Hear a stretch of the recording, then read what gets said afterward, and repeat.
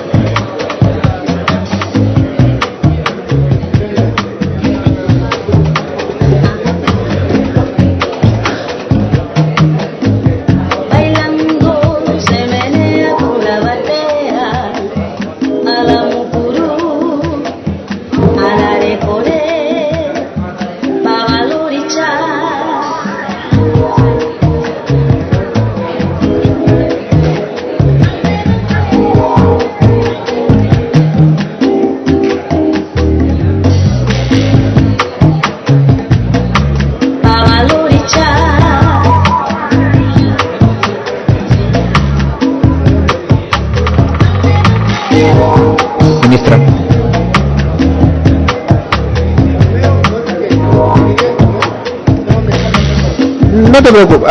El primero no.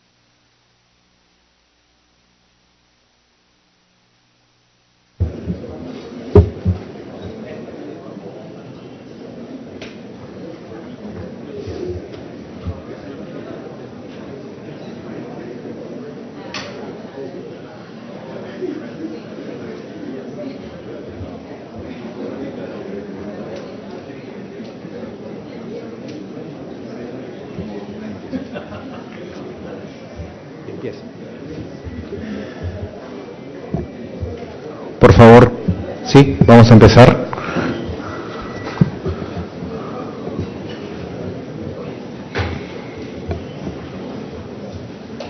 Espero.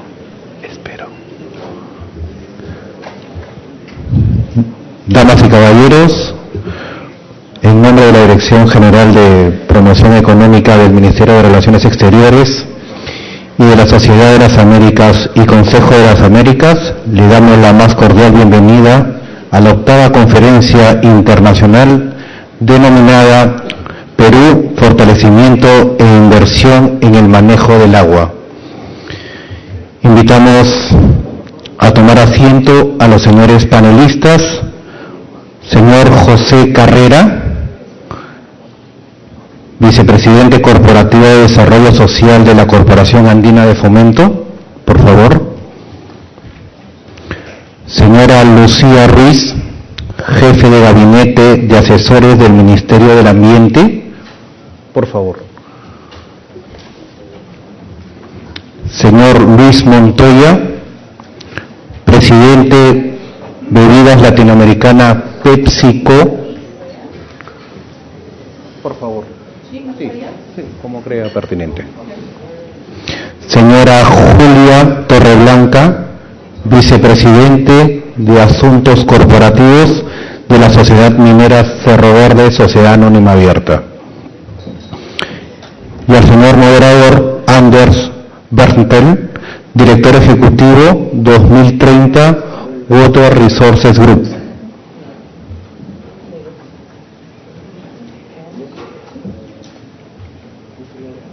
Señor Berntel.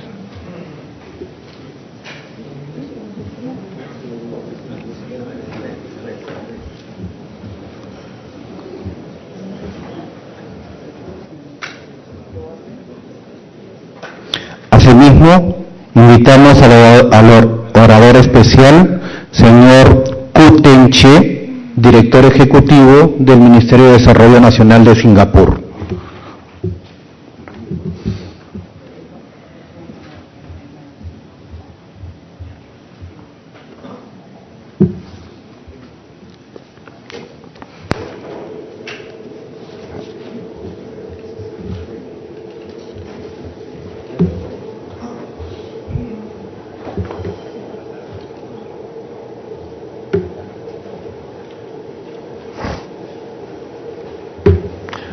Good morning. The President and CEO, Ms. Susan Segal of American Society and Council of Americas, our host, and also the Ministry of External Relations, Peru, distinguished guests. I'm really quite honored to be invited here to give a little talk to share the experience of Singapore in water management. This is my first time in this lovely city, historic and cultural city of Lima. I'm very impressed by what little I've seen of the city so far, and of course even more impressed by the remarkable progress of the city and the country in the last several years. Allow me therefore to introduce you to Singapore, which is a small country pretty far away from where we are. In fact, in Southeast Asia, and so far away and so tiny that on this world map, you can't see it at all in Southeast Asia. So I have to blow it up, and that little island, blow it up many, many times in the inside. That's the island of Singapore. We only have a land area of 714 square kilometers, but a population of 5.3 million. So it's a pretty dense city-state. We are in the tropics, so we do get a fair bit of rain, 2.4 meters of rain a year. So very different from Lima, which is in the desert. But yet, we have a water problem simply because we are an island. We are urbanized, and therefore, we have no other sources of water, natural sources of water, no groundwater. And so water has always been a challenge for us. Even when we were colonized by the British, we had to buy water from our neighbor, Malaysia. So Singapore has always been a pretty water-challenged country. The UN actually says that we are 170th in terms of a list of 190 countries in terms of freshwater availability. This was Singapore in the 50s and 60s. We had very serious problems of water. We had drought. Although we have a lot of rain, there were months when there was not enough rain, and so we had drought. In the months when we had a lot of rain, we had floods, and we had rivers that were polluted. So Singapore in the 50s, 60s was really disaster in terms of water management, and we were a disaster in terms of urbanization. Fast forward 50 years, today Singapore is a vibrant, thriving metropolis, regarded as one of the more livable cities in Asia, if not the world. Monocle cites Singapore as among the top 25 most livable cities in the world.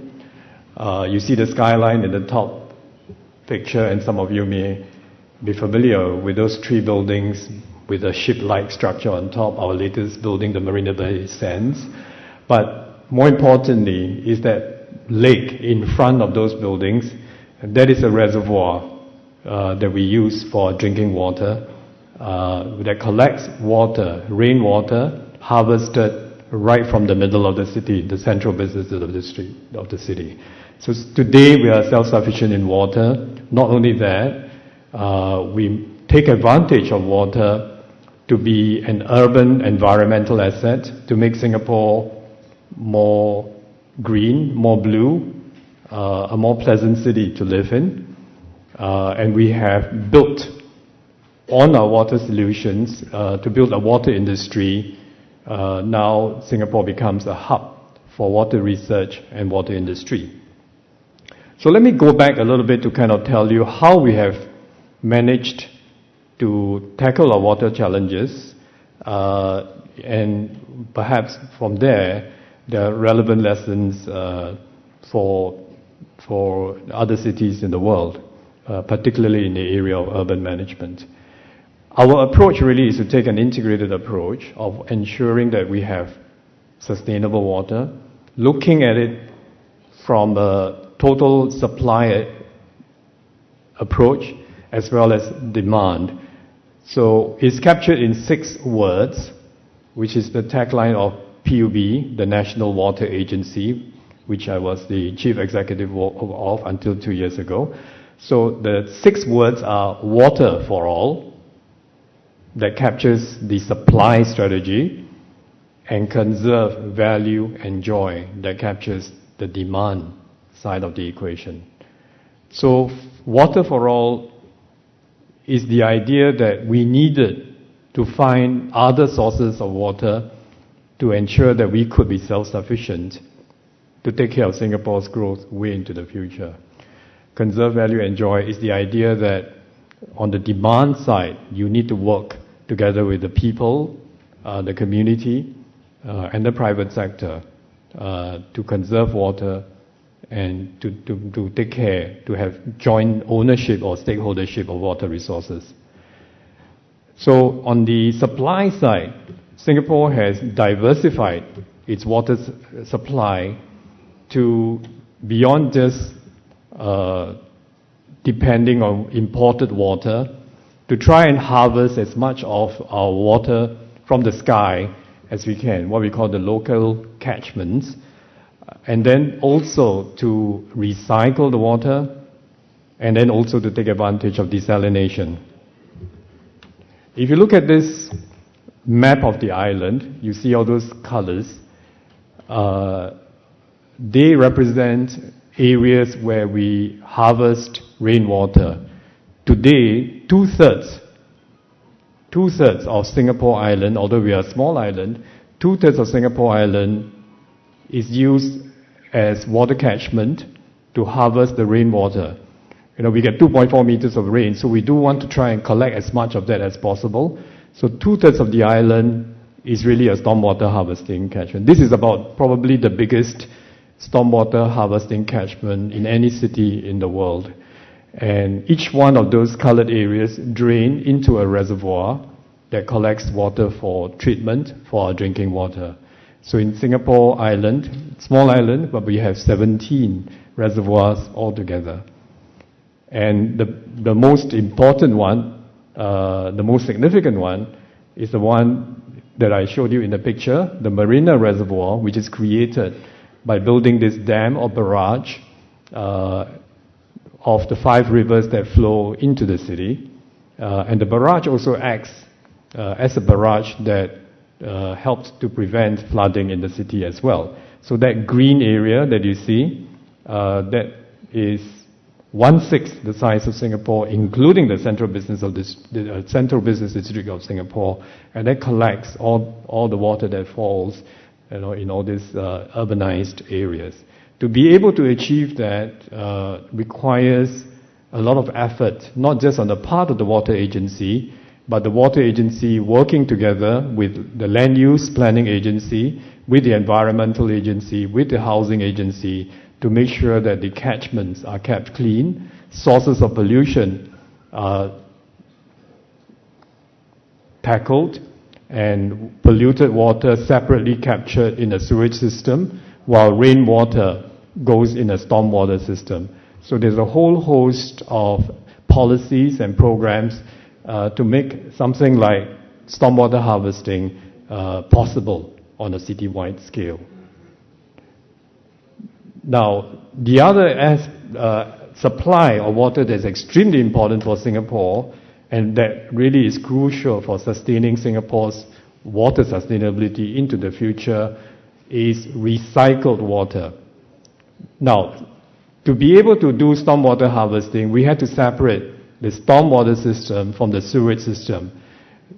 We clean up the rivers, we put in the sewage networks, and that enabled us to be able then to collect all the sewage or used water, as we say in Singapore, and then recycle that water on a large scale to be able to use it for industry and also to be pumped back into the reservoirs for drinking water as well.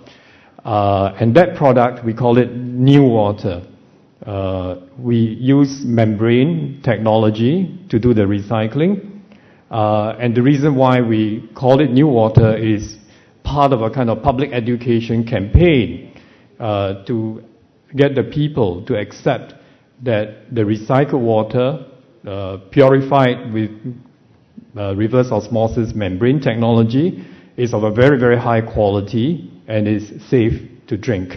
And so there's in parallel with investing in technology, there's also a great effort to communicate with the public and to win the public confidence in recycled water. Today, new water is about 30% of Singapore's water supply, and we expect that to increase substantially to be more than half of Singapore's water supply in the future.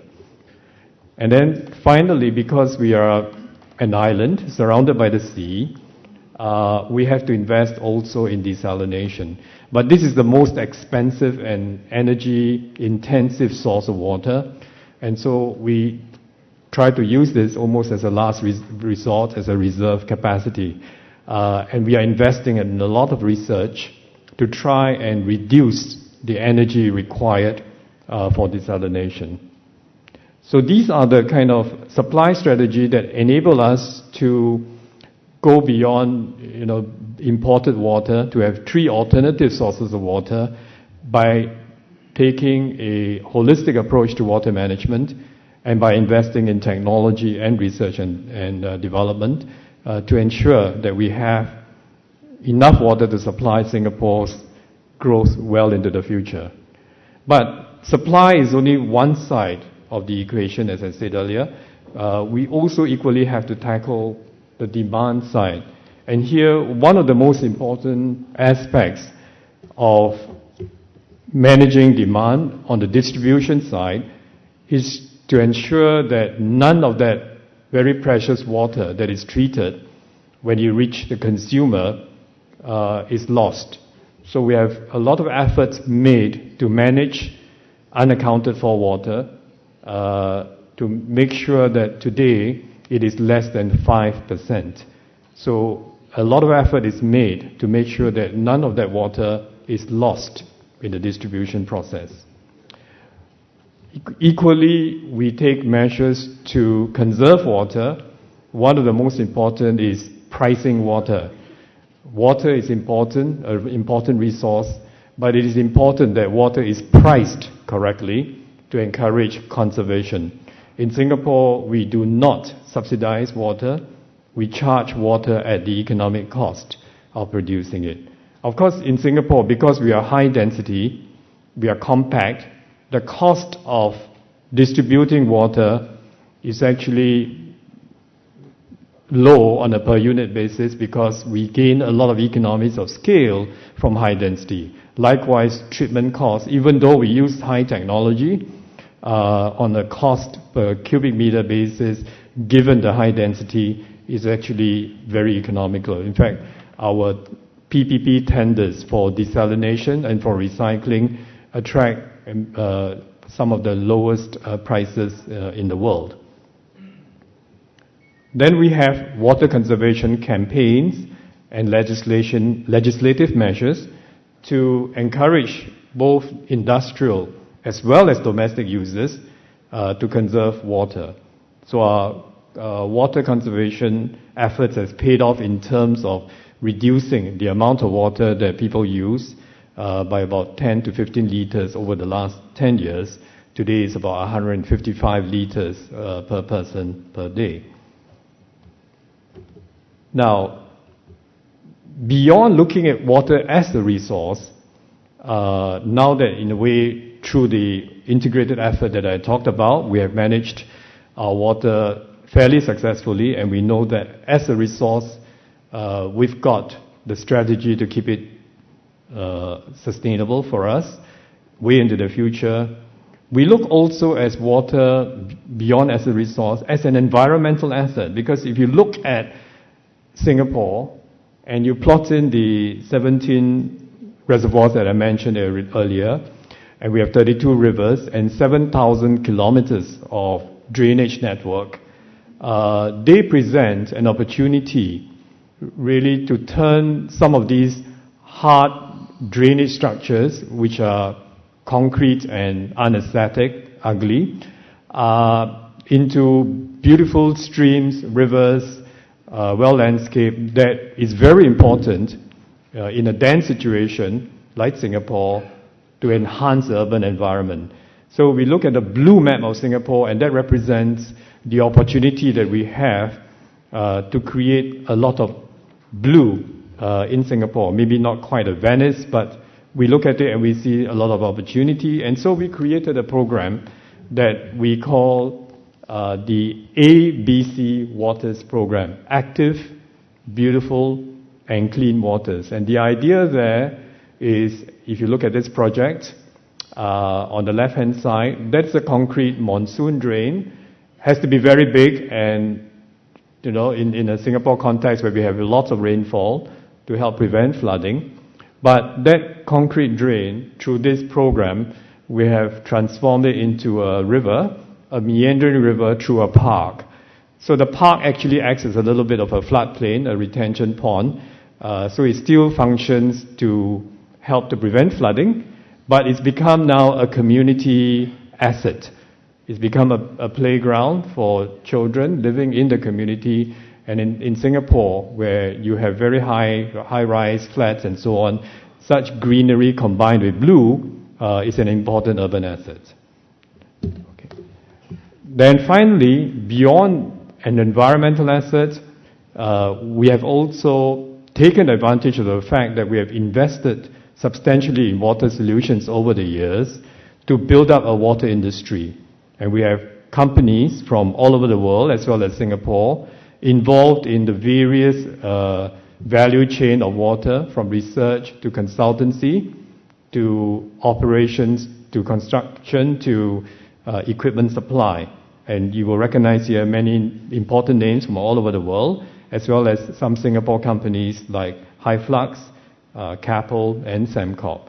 And some of these companies have ventured beyond Singapore, working in China, working in the Middle East, and we hope maybe working in Latin America and Peru in the years to come. To round up, I would just perhaps like to introduce my center a little bit. The Singapore water story, in a way, is a subset of the whole Singapore urbanization story. We are really a dense city-state, and the way we have kind of tackled our water problems is kind of the same approach that we take to make Singapore a livable and sustainable city in other areas like transport, housing, greenery, and so on. So our center was set up 5 years ago to try and capture this knowledge that Singapore has gained over the years, to distill the principles and to share that knowledge with younger generation of Singaporeans as well as to other cities that are interested. So our mission is to distill, to create and share knowledge on livable and sustainable cities.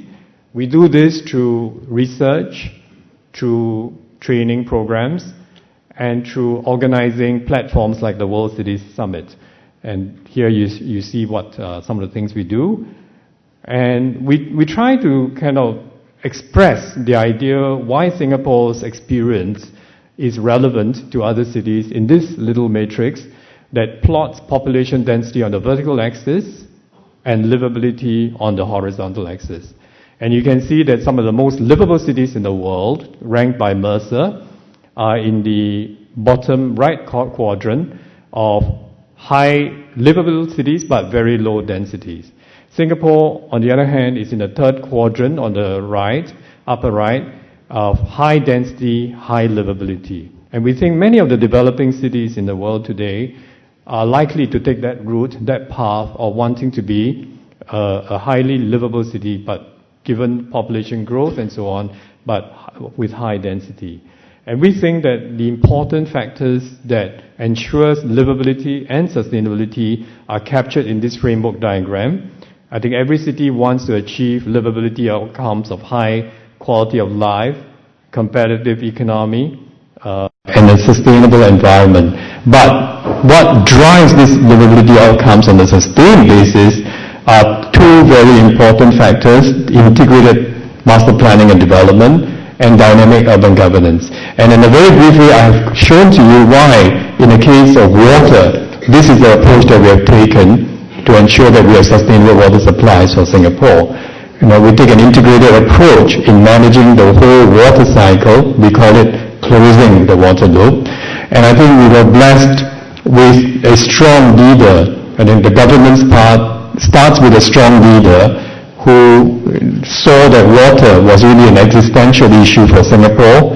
And through his leadership, his vision, I think Singapore has been able to turn what has been vulnerability, a scarce resource, now into an opportunity and a competitive advantage for Singapore. We have a platform to share not just what Singapore has done, but for cities to share with each other what they have done in various areas. The Singapore International Water Week, which we hold every 2 years, and together with it, the World City Summit and the Clean Environment Summit. The next one is in 1st to the 4th of June in 2014. And I will welcome all of you to come and visit Singapore if you have not already done so during that period, where you will actually be able to see for first hand, at first hand, what I've just talked about. Thank you very much.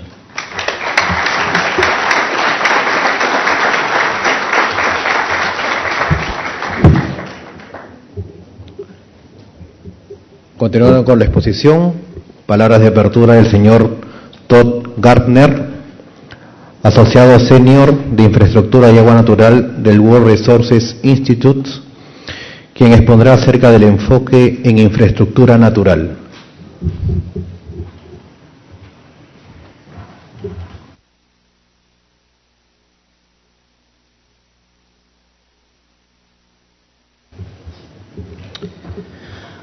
Buenos días, muchas gracias. I'm honored to be here today, and a huge thank you to the Society of the Americas and the Ministry of Foreign Relations for the opportunity. I'm excited to be following my colleague from Singapore, who focused on some of the high technology solutions to deal with many of the water issues that we're seeing across the globe. High technology issues, built infrastructure is always going to be a major part of the solution set to deal with water management and integrated approaches.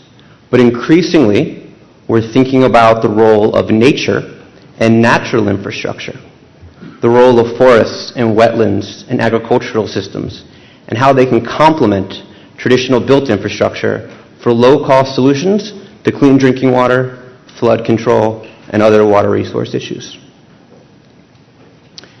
So again, I work for a global environmental think tank called the World Resources Institute. It's based in Washington, D.C., a group of about 250 employees. We have offices in China, Mexico City, India, and as of last year, in Sao Paulo, Brazil. But I'm fortunate enough to be based on the West Coast out in Portland, Oregon. And we work through 6 pillars to try to address the intersection of the environment, economics, and social development. So we focus on climate and energy, food security, water, forests, and similar to what my colleague talked about, sustainable cities, and how all of those things merge together and what it looks like in the face of 9 billion people living on the planet. My primary focus is thinking through the intersection of water resource management and land use. How do we begin to put this idea of natural infrastructure, of increasing the investment in nature for low-cost solutions on the radar screen of our decision makers, those in the government sector, those heading our corporations, and those in our civil society? And what we're trying to do is work with partners across the globe really to create a global movement to really increase that investment in ecosystems to deal with our water issues. And to do that, we take a 4-pronged approach. And this happens across the world. We're quite active in India and China, in the Middle East, and increasingly in Latin America and the US.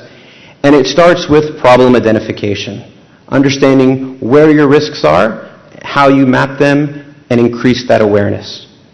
We need to be thinking about who needs to be at the table and what those solution sets might be to provide them the ammunition to work with their colleagues to make real transformative change.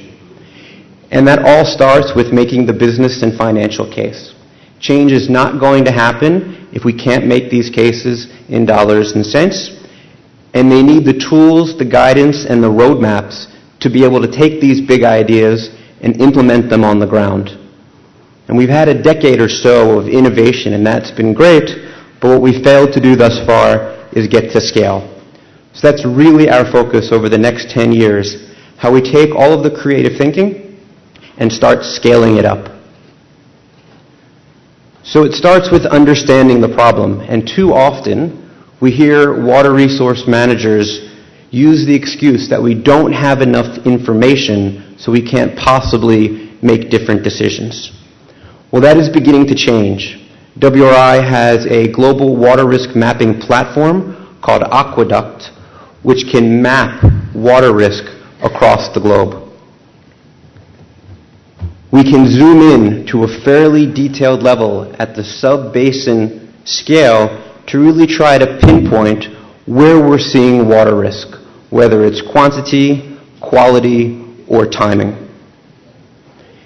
And this, of course, is not being done alone. It's based on strong and sound science that's vetted by some of the premier experts in the water, land use, and social sectors across the globe. And it not only builds on sort of the academic and civil society side, but also builds on strong corporate partnerships.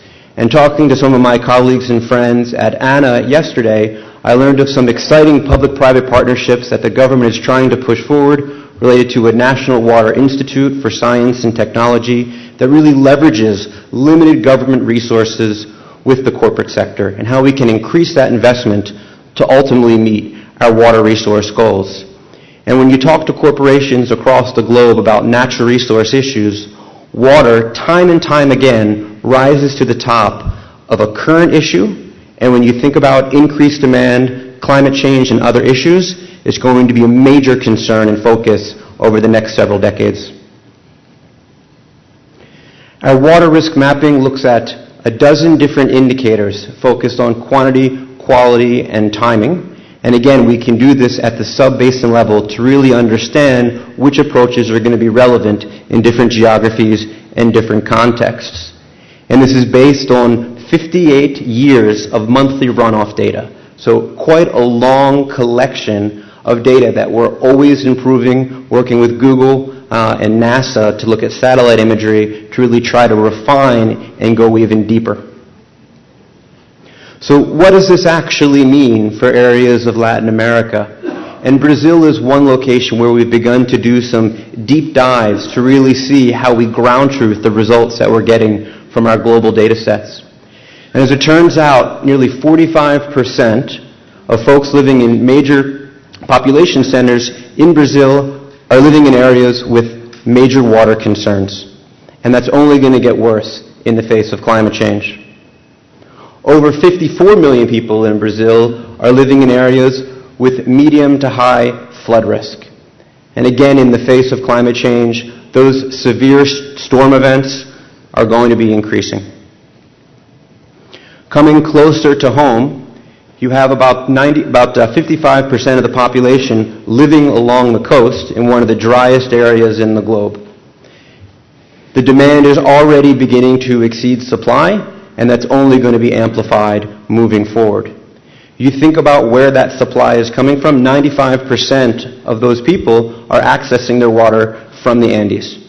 And as was mentioned in the conversation this morning, somewhere between 22 and 39% decrease in size of the glacier in the Andes over the next 10 or 15 years is going to have major implications for the availability of water supply for these core populations.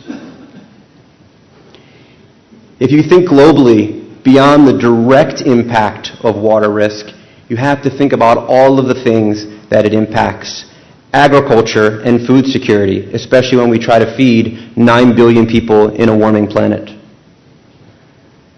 Climate change is going to have major implications on our supply chain.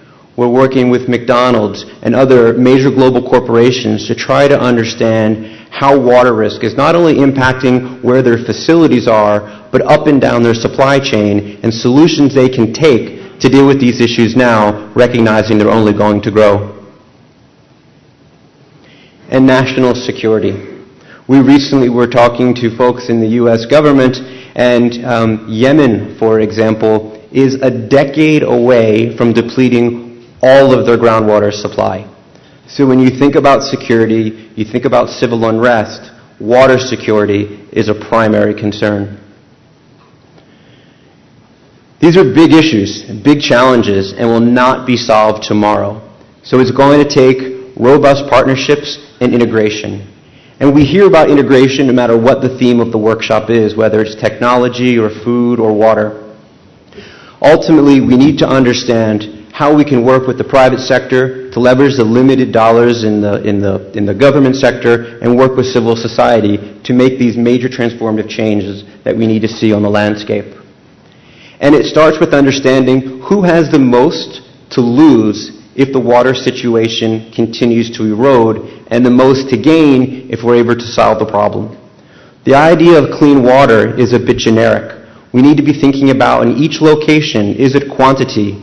Is it quality? Is it nitrogen or phosphorus or sediment? And how we begin to develop a solution set to really address the specific actors in specific locations. And these economics are real. Going back to the Brazil example, during the dry season in Brazil, in some years the power prices have gone up by 60%. Taking that one step further, by 2020, it's anticipated that there will be an annual expenditure of between $1.8 and $2.3 trillion in infrastructure, and some estimate that nearly 1/3 of that is going to go towards water. It's not just for developing countries. You see the number there as well for the developed world. If we can begin to redirect a portion of the dollars that right now are going to concrete and steel, and understand how we direct that to our critical forests and ecosystems, not only do we begin to have an integrated approach to our water issues, but we begin to create a platform for resilient cities. So what does this actually mean when you think about nature? Is it truly a low-cost solution? At WRI, we're pioneering methodologies to really look at the economic trade-offs and realities of taking a natural infrastructure approach in an integrated way to the traditional built infrastructure approach. And this slide is based on some analysis we've been doing in Portland, Maine, in New England, just north of New York City and Boston, where they have clean drinking water, but the forests are continuing to erode and be degraded. And if that continues, they'll be forced to make major investments in traditional built infrastructure. Versus if they take a proactive approach and invest in conservation, restoration, and other best management practices, there's nearly $100 million savings to be had. And we can work through what that means and apply that template to any city across the globe. That $100 million savings is over a 20-year period for a city of 200,000. Think about if we try to apply that approach to a city the size of Lima, or something even larger at the country or even global scale. We have to be thinking about the events on the horizon in the face of climate change, such as catastrophic wildfire risk. We've been working in the Colorado Rockies, where fire has ravaged the landscape over the last decade. And in addition to loss of property value, which is what you generally see in the newspaper, one of the unsung casualties associated with these fires is the cost of water management. The reservoirs are filling up with sediment. They're forced to dredge. They're forced to source the water from alternative reservoirs, hundreds of millions of dollars. So we've been working with the U.S. Forest Service, with universities, and with the private sector to understand what we can do to reduce that fire risk and ultimately ensure clean drinking water and flood control. It's not just water that benefits from this cost-effective approach. If we invest in our natural systems, we inherently get carbon sequestration benefits, recreational opportunities, habitat for our wildlife, and quality of life for our citizens. Those are all free additional benefits that we get by taking a cost-effective, integrated solution. But identifying the problem, bringing the right folks to the table, and doing the economics is only the first piece. We need to understand how you take these ideas and theories and put them into action. We need to look at the innovation that's been happening across the globe over the last 10 years and figure out what that mechanism is to trade lessons learned. Too often, we sweep under the rug the efforts that failed. We need to stop doing that and not only trade the positive examples, but look at why things didn't work so we don't continue to make those same mistakes. Just last month, I authored a paper with some colleagues, which is the most comprehensive guidance document of its kind, thinking through the natural infrastructure approach, the roles that need to be played, the underlying science, how you make decisions in the face of uncertainty, the economics and financing mechanisms, and how you can ultimately put this on the ground. It's a simple concept. We invest in our natural systems. We get a low-cost solution, which is nowhere near a silver bullet, but it is part of the solution, and we get all of these other additional benefits as well. And this type of integrated approach is necessary if we hope to transform the way that we manage water and have a sustainable environment and sustainable livelihoods for current and future generations. Thank you very much.